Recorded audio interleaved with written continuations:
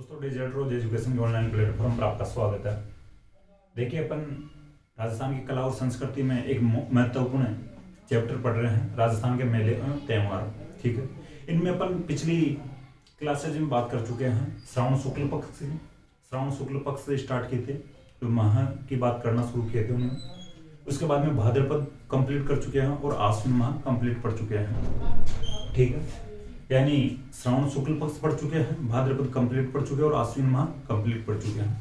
आज अपन बात करेंगे कार्तिक माह की। ठीक है, देखिए कार्तिक माह की अगर बात करें, इससे पहले अगर आश्विन माह की रिवीजन की बात करें, ठीक है, जो पिछली क्लास की बात करते हैं अपन रिवीजन की, तो आश्विन माह में कृष्ण पक्ष में कंप्लीटली श्राद्ध पक्ष चलता है। भाद्रपद पूर्णिमा को स्टार्ट होते हैं श्राद्ध और 15 दिन आश्विन माह के कृष्ण पक्ष के चलते हैं श्राद्ध। ठीक है, 16 दिन चलते हैं श्राद्ध। इस दौरान बड़े बुजुर्गों की आत्मा की शांति के लिए उनकी जो तिथि के अनुसार या उनकी जो निधन की तिथि के अनुसार भोग लगाया जाता है, कौवे को भोजन खिलाया जाता है। ठीक है, देखिए श्राद्ध पक्ष 16 दिन के चलते हैं, ये अपन पहले बात कर चुके हैं। सांझी की पूजा की जाती है। सांझी मिट्टी और गोबर के मिश्रण से बनाई जाती है, गोल आकृतियों में। केले की सांझी जो नाथद्वारा में बनाई जाती है।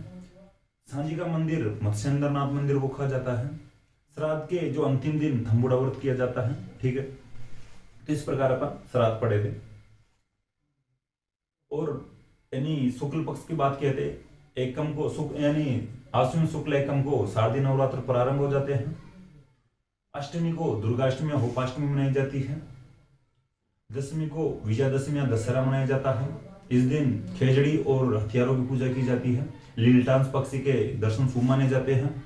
लीलटांस कन्हैयालाल सेठे की कविता है। ठीक है, इसके बाद में अपन रास पूर्णिमा की बात किए थे या शरद पूर्णिमा की बात किए थे। पूर्णिमा को रास पूर्णिमा या शरद पूर्णिमा कहा जाता है। खीर वाली जो मैं कहानी में आपको बता दिया था, रात में खीर बनाई जाती है और सुबह खाया जाता है। आंखों की ऐसी मान्यता है कि आंखों की रोशनी बढ़ती। इसके बाद में अपन 2 महोत्सव की बात किए थे, जो मारवाड़े मान महोत्सव जोधपुर में मनाया जाता है और एक मीरा महोत्सव जो चित्तौड़गढ़ में मनाया जाता है। आज अपन बात करेंगे कार्तिक माह की। देखिए कार्तिक माह में इंपॉर्टेंट जो त्यौहार आते हैं हिंदू धर्म के, एक श्रृंखला आती है जो लगभग 5 त्यौहार एक साथ रेगुलर एक एक दिन मनाए जाते हैं।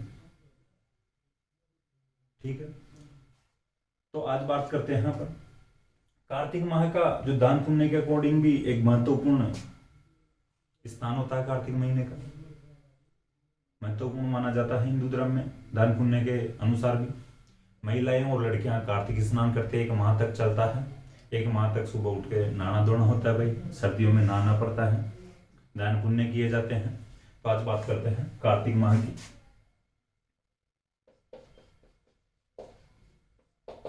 ठीक है, बात करते हैं सबसे पहले कृष्ण पक्ष और इधर शुक्ल पक्ष।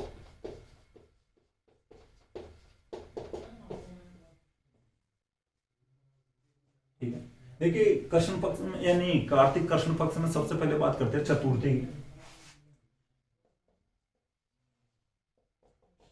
देखिए चतुर्थी को करवा चौथ के रूप में भी मनाया जाता है, करवा चौथ भी कहा जाता है। करवा चौथ के लिए कहा जाता है कि भाई महिलाएं और लड़कियां व्रत रखती हैं। आजकल तो लड़के भी रखते हैं भाई, ठीक है, पुरुष भी रखते हैं करवा चौथ का व्रत। कई जगह पर देखा है मैंने। कहा जाता है करवा चौथ का व्रत करने से महिलाओं और लड़कियों यानी महिलाओं के जो पति होते हैं उनकी लंबी आयु होती है, और लड़कियां जो कुंवारी लड़कियां व्रत करती है, कुंवारी लड़कियां व्रत रखती है, उनको अच्छे पति की कामना के लिए वो व्रत करती हैं। कुंवारी लड़कियां अच्छे पति की कामना के लिए भाई अच्छा पति मिले, और जो शादीशुदा जो महिलाएं व्रत करती हैं वो अपने पति की लंबी आयु के लिए व्रत रखती है करवा चौथ का। वैसे अपन पति पत्नी के त्यौहार जो पति पत्नी के प्रेम के त्यौहार के रूप में पढ़े थे छोटी तीज को, लेकिन करवा चौथ को भी थोड़ा ध्यान रखना। ठीक है, लंबी उम्र, पति की लंबी उम्र या अच्छे पति की कामना के लिए करवा चौथ का व्रत किया जाता है। इसके बाद में एक जो तिथि आती है अष्टमी। ठीक है, जो कार्तिक कृष्ण पक्ष की जो अष्टमी आती है इसको अहोई अष्टमी के रूप में पूजा जाता है। ठीक, अहोई अष्टमी के आगे आप लिख लेना कि अहोई अष्टमी के दिन महिलाएं अपनी संतान की लंबी आयु के लिए व्रत रखती है। ठीक है। करवा चौथ के दिन पति की लंबी आयु के लिए व्रत रखती है महिलाएं, और अहोई अष्टमी के दिन महिलाएं अपनी संतान की लंबी आयु के लिए व्रत रखती है। ठीक है। दोनों किसी न किसी रूप में लंबी आयु के लिए ही व्रत रखे जा रहे हैं, दोनों तिथियों को, करवा चौथ और अहोई अष्टमी। तो कार्तिक में आती है, कार्तिक कृष्ण पक्ष में आती है दोनों तिथियां। ठीक। इसके बाद में बात करते हैं आप आगे रमा एकादशी। रमा एकादशी भगवान विष्णु को समर्पित है, ये थोड़ा लिख लेना 11। ठीक है। रमा एकादशी भगवान विष्णु को समर्पित तिथि है। इसके बाद में बात करते हैं त्रयोदशी की। देखिए अब यहां से स्टार्ट होते हैं अपने, जो मैं अभी बता रहा था कि 5 इरेगुलर त्योहार स्टार्ट होते हैं, या मुख्य रूप से चतुर्दशी से बात कर लेते हैं, चतुर्दशी से बात कर लेंगे या धनतेरस से बात कर लें। देखिए 5 त्योहार, धनतेरस हो गया, रूप चतुर्दशी जिसे अपन छोटी दीपावली कहते हैं, फिर अमावस्या को दीपावली आएगी, फिर शुक्ल पक्ष की एकम को गोवर्धन पूजा आएगी, और फिर दूज को यम द्वितीया या भाई दूज आएगी। ठीक है। तो 5 त्योहार एक साथ रेगुलर आते हैं। तो त्रयोदशी की बात करते हैं, इंपॉर्टेंट है, ध्यान रखना। इसको धनतेरस भी कहते हैं। ठीक है। और इसको धन्वंतरि जयंती के रूप में भी पूजा जाता है। ठीक है। धनतेरस और धन्वंतरि जयंती, इस दिन आप लिख लेना, इस दिन कुबेर का पूजन भी किया जाता है। ठीक है। धनतेरस, धन्वंतरि जयंती और कुबेर का पूजन। देखिए धनतेरस का मतलब यह है, अपन आज भी अगर धनतेरस के दिन शुभ मानते हैं कि कुछ ना कुछ बर्तन खरीदने की परंपरा चली आ रही है। देखिए उस समय की बात करें और आज की बात करें, यानी प्राचीन समय की बात करें और जो वर्तमान की बात करें, तो फर्क इतना आएगा कि प्राचीन समय में लोग बर्तन ही ज्यादा खरीदते थे धनतेरस के दिन। इससे पहले की जो मैं बात बताऊंगा किस प्रकार से मनाई जाने लगी है। जब समुद्र मंथन चल रहा था देवताओं और दानवों का, ठीक है, देवताओं और दानवों का समुद्र मंथन चल रहा था, उस समय समुद्र से प्रकट होते हैं ऋषि धन्वंतरी।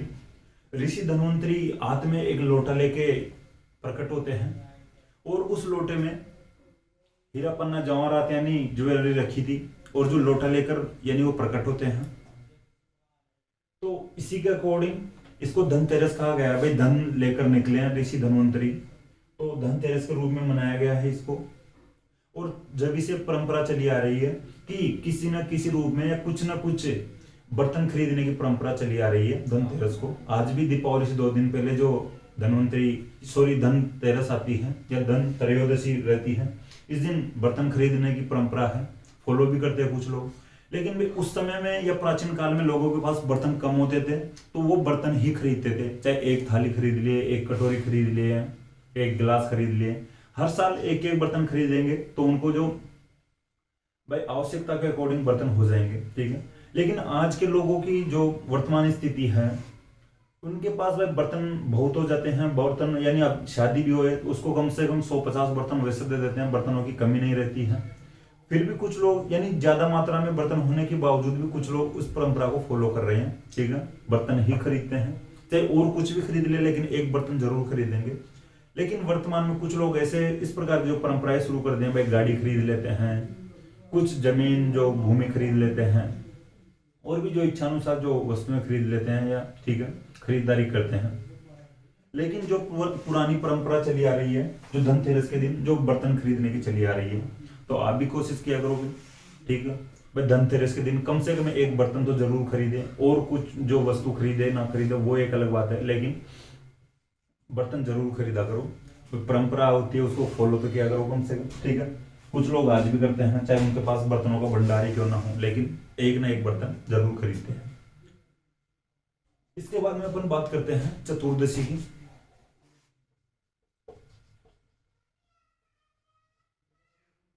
ठीक है। देखिए इसको रूप चतुर्दशी भी कहते हैं। रूप चतुर्दशी या रूप चौदस। ठीक है। देखिए रूप चतुर्दशी का मैं थोड़ा सा आपको समझाने की कोशिश करूंगा। रूप का मतलब अपना ये होता है भाई, चेहरा चमकाना भाई, अपना जो शरीर का हाव भाव एक अलग ही चमकना, एक अलग ही प्रकार। जैसे कोई बंदा 20 दिन से नहीं नहाया हो और आज अचानक नहा लिया हो, तो उसका चेहरा थोड़ा अलग ही रहेगा, उसका शरीर की जो चमक अलग ही दिखाई देगी। तो देखिए जो पुरानी परंपराएं, पुरानी कथाओं के अनुसार मैं आपको एक बात बताने की कोशिश करूंगा। उस समय लोगों या प्राचीन काल में लोगों के पास टाइम नहीं होता था खेती बाड़ी, आजकल तो बहुत ही कम होने लग गई है भाई। उस समय खेती में बहुत ही बिजी रहते थे लोगों को, नहाने धोने का समय नहीं मिलता था, नहाने धोने का टाइम ही नहीं मिले। आज भी भाई जो खेती में जो एक तो बुआई के टाइम में और एक कटाई के टाइम में लोगों के पास टाइम नहीं होता, ठीक है, काटने वाटने में बिजी हो जाते हैं लोग, नहाने धोने का टाइम होता नहीं है।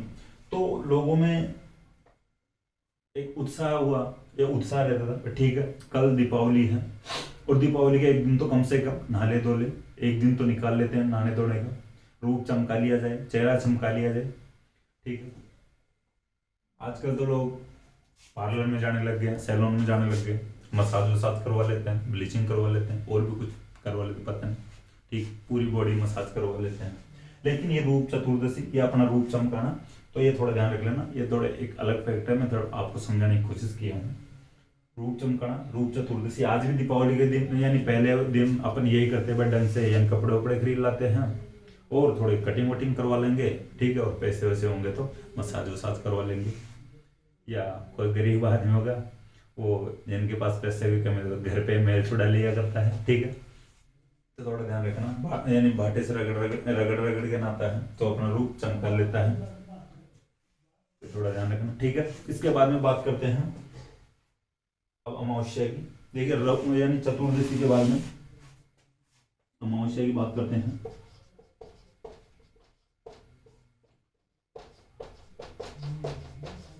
ठीक है, लेकिन अमावस्या के दिन दीपावली मनाई जाती है, कार्तिक अमावस्या के दिन दीपावली मनाई जाती है। ऐसा कोई स्टूडेंट नहीं होगा जिसको दीपावली और दीपावली की तिथि पता नहीं हो, ठीक है। हिंदू धर्म में सबसे बड़ा एक त्यौहार होता है, ठीक है, पर बड़े त्योहारों में से एक है, सबसे बड़ा तो क्या, बड़े त्योहारों में से एक है। जैसे हिंदू धर्म में होली भी एक बड़ा त्योहार आता है, दीपावली बड़ा त्योहार है, तो ये तिथि आपको सबको पता होगी। लेकिन इस दिन दो फैक्ट और बताऊंगा मैं, और आप कोशिश करना याद रखने की। कार्तिक अमावस्या को भगवान महावीर स्वामी का देहांत हुआ था, ठीक है, महावीर स्वामी का देहांत हुआ था, या निधन हुआ था, या मृत्यु हुई थी, या डेथ हुई थी। तो उनका सीधे शब्दों में अगर कहना चाहे अपन, तो निर्वाण दिवस मनाया जाता है कार्तिक अमावस्या को भगवान महावीर स्वामी का। देखिए स्वामी दयानंद सरस्वती की मृत्यु भी इसी दिन हुई थी। स्वामी दयानंद सरस्वती और भगवान महावीर स्वामी दोनों का निर्वाण दिवस अमावस्या या कार्तिक अमावस्या या दीपावली को मनाया जाता है, तो ये थोड़ा ध्यान रखना। ये फैक्ट आप साइड में लिख सकते हो। स्वामी दयानंद सरस्वती और भगवान महावीर स्वामी का निर्वाण दिवस दीपावली को या कार्तिक अमावस्या को मनाया जाता है। देखिए अब इसके बाद में बात करते हैं शुक्ल पक्ष की, ठीक है, एकम की बात करते हैं। इधर दीपावली की बात कर लिए, दीपावली के दूसरे दिन एकम आती है, ठीक है, तो इस दिन मनाया जाएगा गोवर्धन पूजा, गोवर्धन पूजा की जाएगी।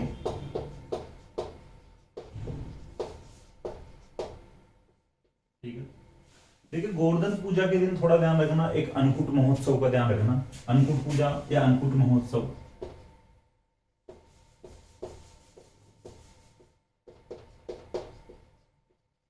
ठीक है, अन्नकूट महोत्सव है जो नाथद्वारा का प्रसिद्ध है, ठीक है।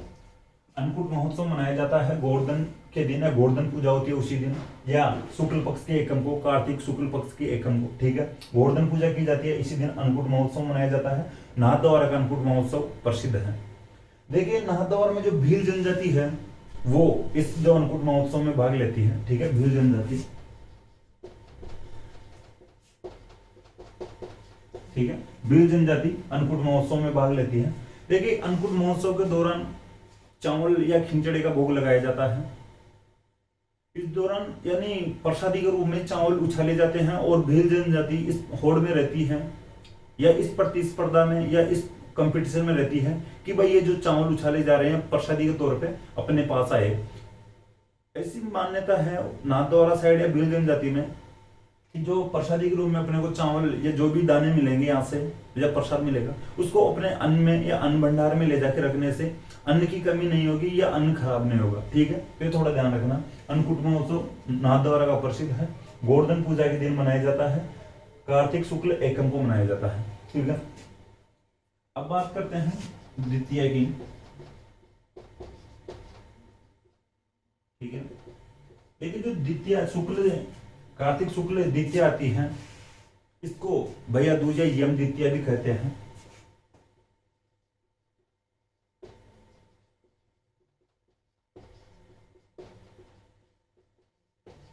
ठीक है, भैया दूज या यम द्वितीया भी कहते हैं कार्तिक शुक्ल द्वितीया को या दोज को। देखिए सब जानते हो अब कि गोवर्धन पूजा के दूसरे दिन यानी बहन आती है, भाई को खाना खिलाती है और किसी न किसी रूप में भाई बहन को उपहार देता है। ठीक है, और ठीक है भाई, दो त्यौहार आते हैं भाई बहन के, एक तो भैया दूज और एक रक्षाबंधन। ठीक है, और यम द्वितीया भी कहते हैं इसको। ठीक है, तो आप थोड़ा ध्यान रखना, भैया दूज को यम द्वितीया भी कहते हैं। और जो ये 5 त्यौहार हैं, एक तो त्रयोदशी, चतुर्दशी और अमावस्या, एकम को गोवर्धन पूजा और द्वितीया को भैया दूज या यम द्वितीया। ठीक है, त्रयोदशी को धनतेरस या धन्वंतरि जयंती, चतुर्दशी को रूप चौदस या रूप चतुर्दशी, अमावस्या को दीपावली और एकम को गोवर्धन पूजा। अन्नकूट महोत्सव नाथद्वारा का अन्नकूट महोत्सव प्रसिद्ध है, भील जनजाति भाग लेती है। और द्वितीया को भैया दूज या यम द्वितीया कहते हैं। ठीक है, इसके बाद में अपन बात करते हैं अष्टमी की। ठीक है, अष्टमी को गोपाष्टमी के रूप में पूजा जाता है।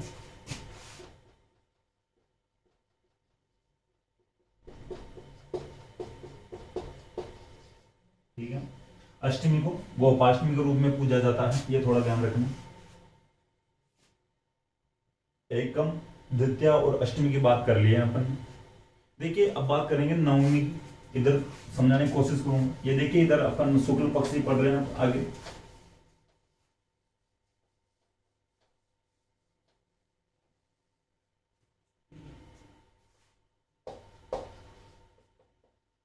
देखिए नवमी को आंवला नवमी भी कहते हैं और अक्षय नवमी भी कहते हैं। ठीक है, आंवला नवमी नवमी को मनाई जाती है। कार्तिक शुक्ल नवमी को आंवला नवमी मनाई जाती है। इसको अक्षय नवमी भी कहा जाता है। ठीक है, आंवला भाई आंवले के पेड़ की पूजा की जाती है और आंवला कुछ लोग आंवले खाने की परंपरा भी निभाते हैं, आंवले भी खा लेते हैं। भाई चलो एक दिन तो कम से कम साल में आंवला खा ही लेते हैं। आंवले में विटामिन सी पाया जाता है, थोड़ा ध्यान रखना। अक्षय का मतलब रोग होता है। भाई आंवला खाने से भाई रोग नहीं आते हैं, तो ये थोड़ा आप ध्यान रखना, थोड़ा सा कोशिश करना समझने की। सही का मतलब रोग होते हैं भाई, रोगों से बचाने के लिए। ए का मतलब भाई नहीं, ठीक है, होने नहीं देती है, आंवला रोग नहीं होने देगा। तो अक्षय नवमी इस प्रकार से आप थोड़ा ध्यान रख लेना। आंवले को अक्षय नवमी, आंवले नवमी को अक्षय नवमी भी कहते हैं। देखिए इसके बाद में बात करते हैं, एक इंपॉर्टेंट तिथि है एकादशी 11। ठीक है,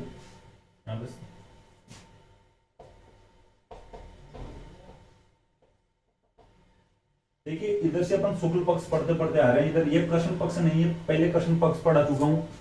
ठीक है, लेकिन इधर जगह नहीं है, इसके बजाय यहाँ पे लिख दिया हूँ मैं, आपको समझने की कोशिश करना। कहीं आप यहाँ पे कृष्ण पक्ष समझ के एकादशी और नवमी को मत पढ़ने लग जाना, आंवला नवमी और जो एकादशी है जो कृष्ण पक्ष वाली नहीं चल रही है, थोड़ा ध्यान रखना, शुक्ल पक्ष ही चल रही है। देखिए जो एकादशी है उसको देवउठनी एकादशी भी कहा जाता है।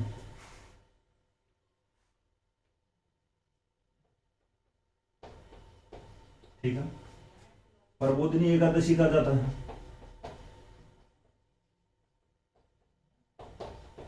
और इस दिन तुलसी जी या तुलसी के पूजन भी करते हैं, तो तुलसी एकादशी भी कहा जाता है। ठीक है, देवउठनी एकादशी, प्रबोधिनी एकादशी और तुलसी एकादशी। तुलसी जो तुलसी जी का पेड़ होता है या तुलसा का पेड़ होता है, उसको उसकी पूजा की जाती है, तो इसलिए तुलसी एकादशी भी कहा जाता है। प्रबोधिनी, प्रबोध का मतलब जागना होता है। ठीक है, थोड़ा ध्यान रखना। तो जागने की एकादशी मैं बताता हूँ किस प्रकार से जागना, और जो देवउठनी ये तिथियां हैं मैं समझाने की कोशिश करूंगा। देवउठनी ये सब थोड़ा ध्यान रखना, देवउठनी और प्रबोधिनी। देखिए ऐसा कहा जाता है भाई इस दिन देवता उठते हैं या देवता जागते हैं। भाई 4 माह से सो रहे होते हैं, इस दिन से पहले 4 माह तक सो रहे होते हैं। देखिए अपन आषाढ़ पढ़ेंगे, साढ़ का माह पढ़ेंगे, उस समय पढ़ेंगे भाई साढ़ शुक्ल एकादशी को देवता सोते हैं। साढ़ शुक्ल एकादशी को देवशयनी एकादशी या देवसौणी एकादशी मनाई जाती है। उस दिन देवता को भोग लगा के सुलाया जाता है। 4 माह तक सोते हैं देवता। और कार्तिक शुक्ल एकादशी या देवउठनी एकादशी को देवता उठते हैं या देवता जागते हैं। प्रबोधनी एकादशी मनाई जाती है। प्रबोध का मतलब जागना होता है, ये थोड़ा ध्यान रखना। देखिए मैं थोड़ी आपको समझाने की कोशिश करूं, जो प्राचीन काल की जो मान्यता है, जो प्राचीन परंपराएं हैं, जो मान्यताएं हैं, उनको समझाने की कोशिश करूंगा। धरती पर राजा बलि का रास्ता, ठीक है, तो वो कोशिश कर रहा था राजा बलि कि भाई मैं धरती पर तो राज कर ही रहा हूं, अब स्वर्गलोक मेरा अगला टारगेट है, ठीक है, अगला टारगेट स्वर्गलोक है, वहां पर मैं अधिकार करूंगा या वहां पर कब्जा करूंगा। देखिए स्वर्गलोक में भगवान इंद्र कभी भी उनको डर लगता तो भगवान विष्णु के पास जाते और उनसे प्रार्थना करता है, हे भगवान विष्णु मेरे ऊपर ये संकट आ रहा है, आप मुझे बचाइए। भगवान इंद्र राजा बलि के डर से भगवान विष्णु के पास जाते हैं और भगवान विष्णु से कहते हैं कि भाई राजा बलि धरती पर तो कब्जा कर ही लिए हैं, वहां पर उनका अधिकार है, लेकिन उनका अगला टारगेट है स्वर्गलोक और भगवान विष्णु जी आप मुझे बचाइए। ठीक, इंद्र जी कहते हैं भगवान विष्णु से। भगवान विष्णु कहते हैं चल ठीक है, मैं कोशिश करता हूं और मैं संभालता हूं राजा बलि को और मैं परीक्षा लेता हूं उसकी। इंद्र कहते हैं भाई आप किस प्रकार से परीक्षा लोगे या किस प्रकार से मुझे बचाओगे। भगवान विष्णु एक ब्राह्मण का अवतार धारण करते हैं या ब्राह्मण का रूप या ब्राह्मण का वेश धारण करते हैं, ठीक ना सा ब्राह्मण बनते हैं खुद या छोटे कद में ब्राह्मण का रूप धारण करते हैं और राजा बलि के पास धरती पर जाते हैं भगवान विष्णु। भगवान विष्णु ब्राह्मण का वेश धारण करके गए राजा बलि के पास और थोड़ा दान मांग रहे थे। राजा बलि एक महान योद्धा भी था और दानवीरता के लिए भी प्रसिद्ध था, ठीक है, सूरवीर और दानवीर दोनों प्रकार से फलीभूत था राजा बलि। भगवान विष्णु जो ब्राह्मण का वेश धारण कर रखे थे वो दान मांगते हैं राजा बलि से कि राजा बलि आप मुझे दान दीजिए। राजा बलि कहते हैं भाई ठीक है, मैं राजा हूं और तू दान मांग ले, जो भी दान मांगना है। भाई ब्राह्मण क्या दान मांगेगा, तो भगवान विष्णु दान के रूप में मांगते हैं भाई मुझे 3 पैर जमीन चाहिए। तो राजा बलि थोड़ा देखता है भगवान विष्णु की तरफ, भाई यार ये क्या सिस्टम लगा रखा है, इतना सा है, कद इतना छोटा है, इसको 3 पैर जमीन चाहिए। 3 पैर नापेगा तो थोड़ी सी जमीन आएगी, थोड़ा ज्यादा तो मांगता कम से कम। भगवान विष्णु कहते हैं नहीं मुझे 3 पैर ही चाहिए, 3 पैर जमीन ही चाहिए। राजा बलि कहते हैं ठीक है, नाप ले 3 पैर और तू तेरे हिसाब से देख ले, थोड़ा सा कोई 100 गज का प्लाट तो मांगता कम से कम। अब राजा बलि को भगवान विष्णु कहते हैं, यानी ब्राह्मण का वेश धारण कर रखे थे, ठीक है, राजा बलि तैयार हो जाता है, ठीक है नाप ले तू 3 पैर। तो एक पैर में पूरी जमीन, यानी भगवान विष्णु अपना विराट स्वरूप धारण करते हैं, वापस भगवान विष्णु के अवतार में आते हैं और पहला कदम है 1 पैर रखते हैं, उसमें पूरी धरती नाप लेते हैं और दूसरे पैर में पूरा आसमान नाप लेते हैं और तीसरे पैर के लिए पूछते हैं राजा बलि को भाई मैं तीसरा पैर कहाँ पे रखूं। अब राजा बलि को सही तरीके से समझ में आ गया भाई कुछ ना कुछ बड़ी घटना हो गई अपने साथ, वचनों में घिर गए हैं। राजा बलि कहते हैं भाई तीसरा पैर मेरे माथे में रख ले, और तो कहां पे रखूं। तीसरा पैर भगवान विष्णु राजा बलि के सिर पे रखते हैं और राजा बलि को पाताल लोक में भेज देते हैं, तीसरा पैर रख के या पैर के जोर से नीचे भेज देते हैं पाताल लोक में। अब भगवान विष्णु 3 पैर में धरती नाप लिए पूरी, दूसरे पैर में स्वर्गलोक नाप लिए हैं और यानी आसमान नाप लिए हैं और तीसरे पैर में राजा बलि को पाताल लोक में पहुंचाने की पूरी प्लानिंग कर लिए हैं। अब शब्दों में गिर गए राजा बलि को। अब भगवान विष्णु को लगता है यार ये पूरा अपना राजपाट दे दिया है अपने को, ऐसा राजा मैंने कभी नहीं देखा, पूरा राज का, यानी इसकी जो भी इसके हाथ में था ये दे दिया है अपने को। अब इसको भी वापस कुछ न कुछ दिया जाए। भगवान विष्णु वापस यानी राजा बलि की दानवीरता से राजी होते हैं और उसको कहते हैं भाई तू भी कुछ मांग ले जो तेरी इच्छा हो। राजा बलि कहते हैं भाई मैंने साक्षात भगवान विष्णु के दर्शन किए हैं तो मैं क्या ही मांग सकता हूँ, मेरी मांगने कोई इच्छा नहीं है, आपके दर्शन के लिए वही बड़ी बात है। फिर भगवान विष्णु कहते हैं नहीं, मांग मांग कुछ भी मांग ले, मैं देने को तैयार हूँ।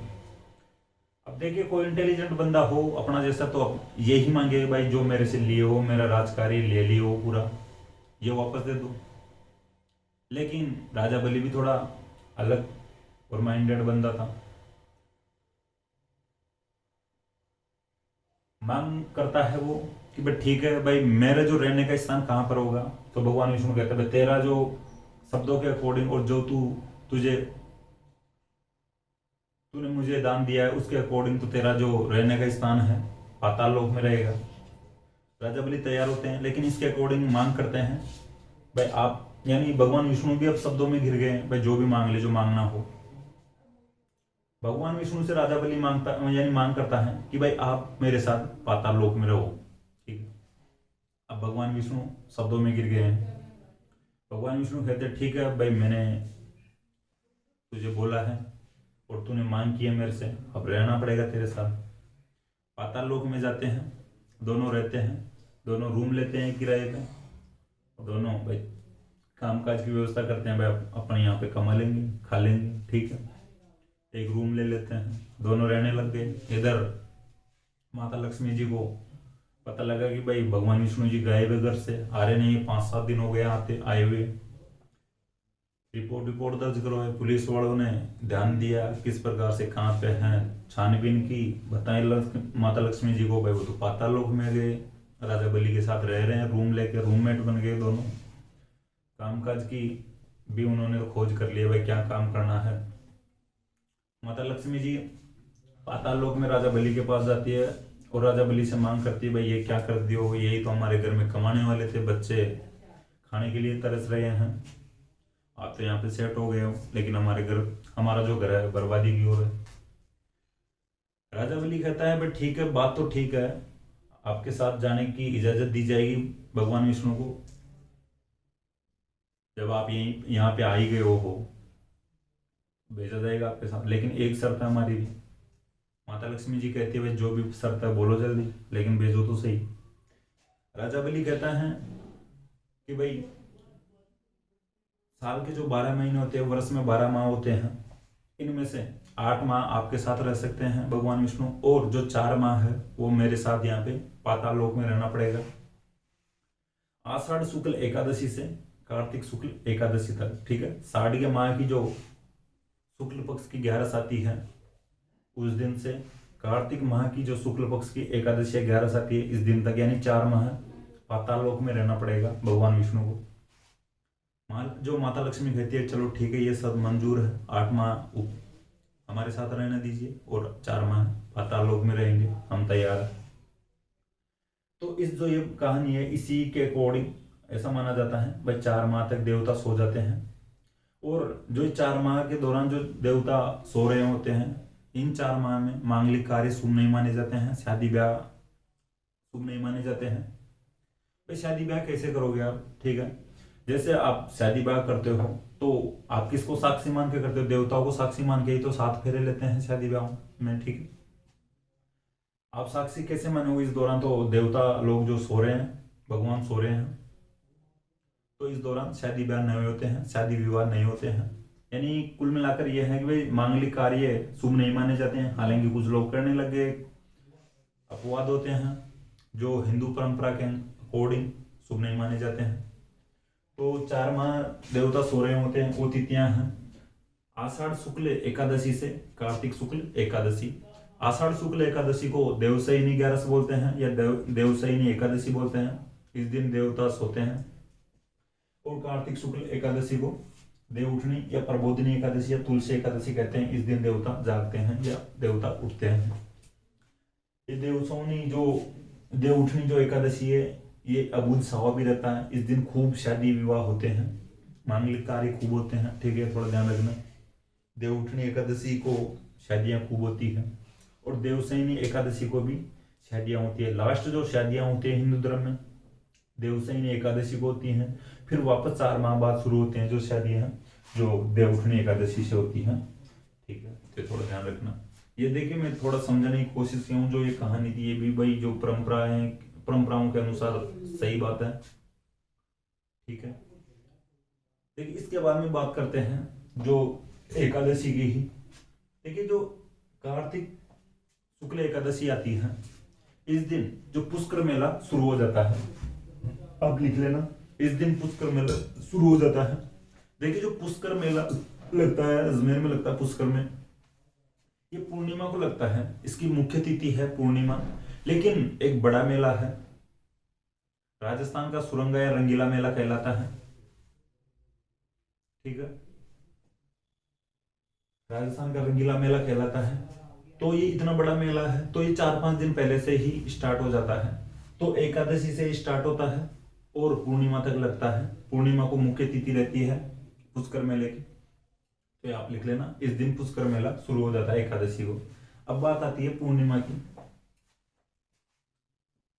देखिए पूर्णिमा की अपन अलग से बात करते हैं, कुछ ज्यादा फैक्ट है पूर्णिमा की।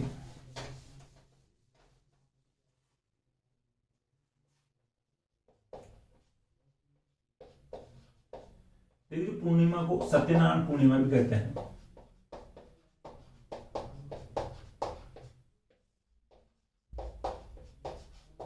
ठीक है, जो कार्तिक पूर्णिमा को सत्यनारायण पूर्णिमा भी कहते हैं। देखिए इस दिन जो मेलों की बात आती है, तो मेलों की बात आती है, सबसे पहले बात करते हैं पुष्कर मेला,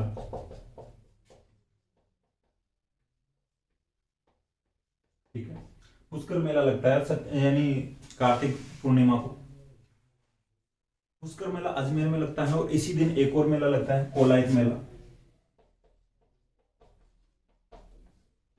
देखिए कोलायत मेला लगता है बीकानेर में लगता है, ठीक है, कोलायत मेला लगता है बीकानेर में। कोलायत मेले की एक जो अदर फैक्ट है मैं बताने की कोशिश करूंगा, आपको थोड़ा ध्यान रखना।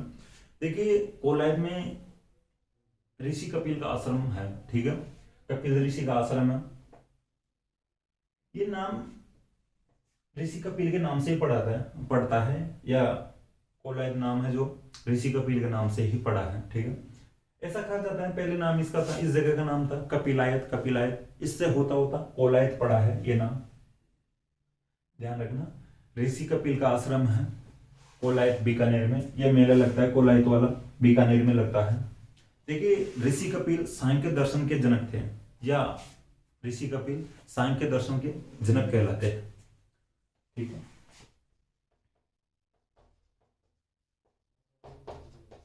ऋषि कपिल सांख्य दर्शन के जनक कहलाते हैं, ये थोड़ा ध्यान रख लेना, फैक्ट इंपॉर्टेंट है। सांख्य दर्शन के जो जनक कौन कहलाते हैं, ऋषि कपिल कहलाते हैं। इनका मेला लगता है, ये इनका जो ऋषि कपिल का आश्रम है कोलायत बीकानेर में है। कोलायत बीकानेर वाला मेला बीकानेर में लगता है। कार्तिक पूर्णिमा को मेला लगता है कोलायत बीकानेर का। देखिए इतने क्वेश्चन बन सकते हैं इससे कि कोलायत मेला किस तिथि को लगता है, कार्तिक पूर्णिमा को लगता है। ऋषि कपिल का आश्रम राजस्थान में कहाँ पर है, तो कोलायत बीकानेर में है। सांख्य दर्शन के जनक कौन कहे जाते हैं, तो ऋषि कपिल का कहे जाते हैं, ठीक है। तो ये थोड़ा ध्यान रखा करो, इस प्रकार से क्वेश्चन, एक फैक्ट से क्वेश्चन 3-4 तरह से बन सकते हैं। इसके बाद में एक मेले की बात करते हैं, चंद्रभागा मेला, ठीक है।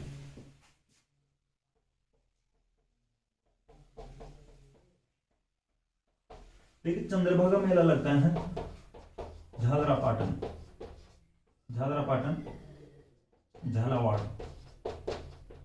ठीक है। चंद्रभागा मेला झालरापाटन में लगता है। झालरापाटन जो जगह है झालावाड़ में है। देखिए ये क्वेश्चन अभी आया था, इसमें एक सीईटी एग्जाम में आया था, एक पारी में आया था, पता नहीं कौन सी पारी थी वो, लेकिन उसमें क्वेश्चन आया था चंद्रभागा मेला कहाँ पर लगता है। ऑप्शन में दोनों थे, मैं आपको पहले बता चुका हूँ, झालरापाटन और झालावाड़ दोनों थे, लेकिन उसमें सही आंसर रहेगा इसका झालरापाटन, ठीक है। झालरापाटन से जो वसुंधरा राजे जी या श्रीमती वसुंधरा राजे चुनाव भी लड़ती है, ठीक है, मैडम चुनाव लड़ती है झालरापाटन से। उनका जो विधानसभा क्षेत्र है झालरापाटन, ये भी थोड़ा ध्यान रख लेना। देखिए जो ये चंद्रभागा मेला है, इसको हाड़ौती का सुरंगा मेला भी कहते हैं। हाड़ौती का सुरंगा मेला आप लिख लेना, ये हाड़ौती का सुरंगा मेला चंद्रभागा मेला को कहा जाता है। देखिए चंद्रभागा जो मेला है ये पशु मेला है यहाँ पे, ठीक है। पशुओं की खरीद फरोख्त होती है, जो बिक्री होती है, खरीदते हैं, क्रय विक्रय होता है, ठीक है। पशु मेला है। मालवी नस्ल के जो पशु बेचे जाते हैं इसमें ज्यादा मुख्य तौर पे, ठीक है। मालवी नस्ल के जो पशु किस मेले में बेचे जाते हैं? मुख्य तौर से चंद्रभागा मेला में। हाड़ौती का सुरंगा मेला कौन सा मेला है? चंद्रभागा मेला है। चंद्रभागा मेला कहाँ पर लगता है? झालरा पाटन में लगता है। ऑप्शन में झालावाड़ भी आ सकता है, झालरा पाटन नहीं देखे, ठीक है। थोड़ा ध्यान रख लेना। दोनों मेलों की जो फैक्ट है, अदर फैक्ट जो मैं बताती हूँ, कोलायत का और चंद्रभागा मेला का। देखिए एक मेले की और बात करते हैं यहाँ पर, रामेश्वरम मेला।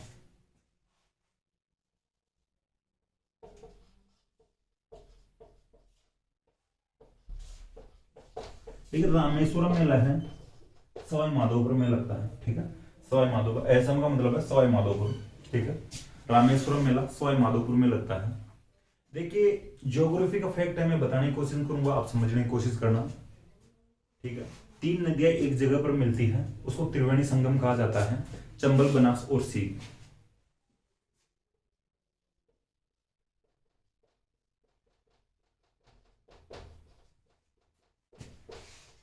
ठीक है। इन तीनों नदियों के त्रिवेणी संगम संगम का जो स्थान है, ये संगम वाला जो स्थान है, इसका नाम है स्थान का रामेश्वरम, ठीक है। तो रामेश्वरम जो ये मेला है सवाई माधोपुर में लगता है, तीनों नदियों के संगम पर। इस जो संगम को त्रिवेणी संगम, जहां पर भी जो 3 जो नदियां आकर मिलती हैं वो त्रिवेणी संगम कहलाता है, ठीक है। तो इस संगम पर रामेश्वरम मेला लगता है, ठीक है। ये थोड़ा ध्यान रखना, सवाई माधोपुर में लगता है ये मेला। तो ये कुछ मेले थे कार्तिक पूर्णिमा को, ठीक है। तो इनका थोड़ा ध्यान रखना। एक पुष्कर मेला, एक कोलायत मेला। पुष्कर मेला अजमेर में लगता है, राजस्थान का रंगीला मेला कहलाता है। कोलायत मेला बीकानेर में लगता है, ठीक है। यहाँ पर भी दीपदान करते हैं, दोनों फैक्ट ध्यान रखना। पुष्कर मेले में भी दीपदान की परंपरा है, और कोलायत मेला जो बीकानेर में लगता है, यहाँ पर भी दीपदान किए जाते हैं, ठीक है। और चंद्रभागा मेला झालरा पाटन झालावाड़ में लगता है, और रामेश्वरम मेला सवाई माधोपुर में लगता है। 3 नदियों का जो संगम बनता है यहाँ पे, चंबल, बनास और सीप नदियों का संगम, ठीक है। देखिए अब आगे बात करते हैं जो अदर फैक्ट हैं। अभी जो कार्तिक माह है ये कंप्लीट हो चुका है, पुष्कर की थोड़ी बात कर लेते हैं,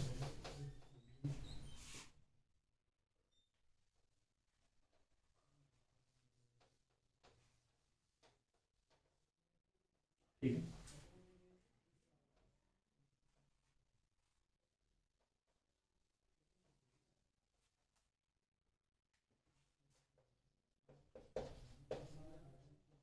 देखिए कुछ फैक्ट है मैं बताने की कोशिश करूंगा, आप लिख लेना। पुष्कर को तीर्थराज भी कहा जाता है, ठीक है। बहुत ज्यादा तीर्थ है यहाँ पे, 52 घाट है, तो ये लिख लेना आप। पुष्कर को तीर्थराज कहा जाता है, 52 घाट है, तीर्थों का मामा कहलाता है पुष्कर।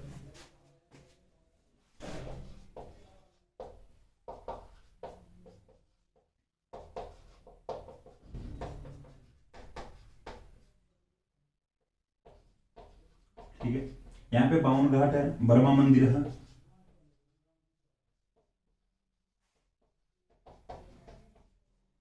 सावित्री मंदिर है। देखिए सावित्री मंदिर की बात बताने की कोशिश करूंगा। वर्मा जी की एक रानी थी जो रूठी रानी कहलाती है। वर्मा जी की एक रानी थी सावित्री, जिनका नाम था सावित्री। ये रूठ गई थी तो इनको भी रूठी रानी कहा जाता है। इनका मंदिर है सावित्री मंदिर, पुष्कर में है, ठीक है। यहाँ पे एक रंगनाथ मंदिर है, एक वराह मंदिर भी है।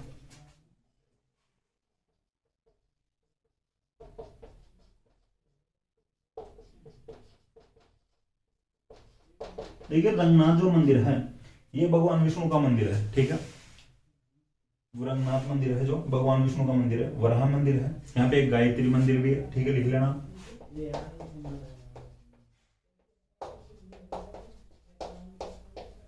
ठीक है। तीर्थराज, तीर्थों का मामा, 52 घाट है, बर्मा मंदिर है, सावित्री मंदिर है, वराह मंदिर है, रंगनाथ मंदिर है और गायत्री मंदिर है, ठीक है। ये कुछ फैक्ट है। देखिए अब इन्हीं के साथ में थोड़े और जो फैक्ट है इनकी बात कर लेते हैं। तीर्थों का मामा पुष्कर को कहते हैं, तीर्थों का भांजा, ठीक है, मचकुंड धौलपुर को कहते हैं।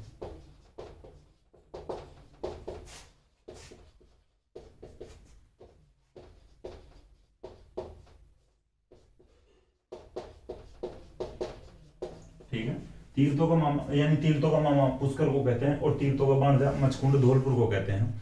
देखिए मचकुंड नामक कोई एक राजा था, ठीक है, मचकुंड नामक कोई एक राजा था। महाभारत युद्ध के दौरान ये पांडवों की तरफ से लड़ता है, मचकुंड जो राजा था। युद्ध लड़ने के बाद में कुछ आराम करता है, आराम करने के लिए ये धौलपुर में एक स्थान है, यहाँ पर आता है और इस स्थान पर आराम करता है। तो मचकुंड जो राजा था, इसी के नाम के अकॉर्डिंग जिस स्थान पर ये आराम करता है उसका नाम पड़ गया मचकुंड, ठीक है।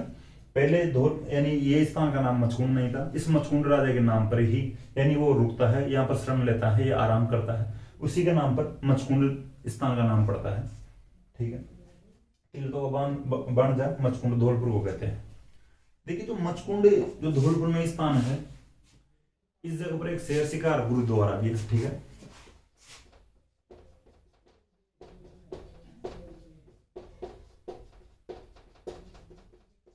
ठीक है, शेर शिकार गुरुद्वारा है, ठीक है। गुरु गोविंद सिंह, ऐसा कहा जाता है यहाँ के लिए, शेर शिकार गुरुद्वारा के लिए गुरु गोविंद सिंह एक बार यहाँ पर आते हैं और शेर का शिकार एक ही कटा यानी एक ही बार में करते हैं, एक बार ही तलवार चलाने से शेर का शिकार कर देते हैं, एक ही झटके में शेर का शिकार कर देते हैं। इसलिए यहाँ पर एक गुरुद्वारा बनाया गया और उस गुरुद्वारे का नाम शेर शिकार गुरुद्वारा रखा गया, ठीक है। गुरु गोविंद सिंह एक झटके में ही शेर का शिकार करते हैं।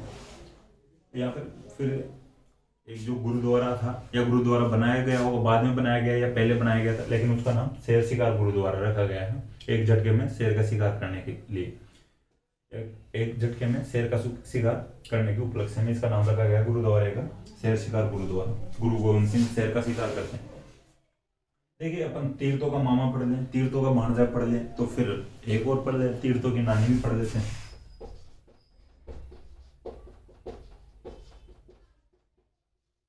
ठीक है, देखिए तीर्थों की नानी देवयानी का मंदिर है, देवयानी का मंदिर है सांबर में, ठीक है, आप लिख लेना। तीर्थों की नानी देवयानी को कहते हैं, ये देवयानी का मंदिर है सांबर में, ठीक है, ये थोड़ा ध्यान रखना। तीर्थों का मामा पुष्कर, तीर्थों का भांजा मचकुंड धौलपुर, तीर्थों की नानी देवयानी सांबर। देखिए जो ये देवयानी है इनके लिए कहा जाता है भाई एक राजा हुए हैं, राजा ययाति, ठीक है, ययाति नाम के राजा हुए हैं। इनके दो रानियां थी, शर्मिष्ठा और देवयानी, ठीक है। तो राजा ययाति की दो रानियां थी, शर्मिष्ठा और देवयानी। तो देवयानी को तीर्थों की नानी कहा जाता है, जिनका मंदिर है सांबर में है। तो यहाँ तक अपन ने कुछ जो कार्तिक माह से अलावा या कार्तिक माह के अतिरिक्त कुछ फैक्ट भी पढ़े हैं और कार्तिक माह की भी बात किए हैं, ठीक है। और जो ये अदर फैक्ट है ये थोड़े ध्यान रखने योग्य है, एग्जाम्स में क्वेश्चन बनते हैं, जैसे क्वेश्चन ययाति से संबंधित जैसे क्वेश्चन नहीं बनेगा, ये आपको समझाने के लिए बताया। लेकिन तीर्थों का भांजा पूछ सकते हैं मचकुंड धौलपुर, शेर शिकार गुरुद्वारा कहाँ पे है, मचकुंड धौलपुर में है, तीर्थों की नानी देवयानी सांबर में है।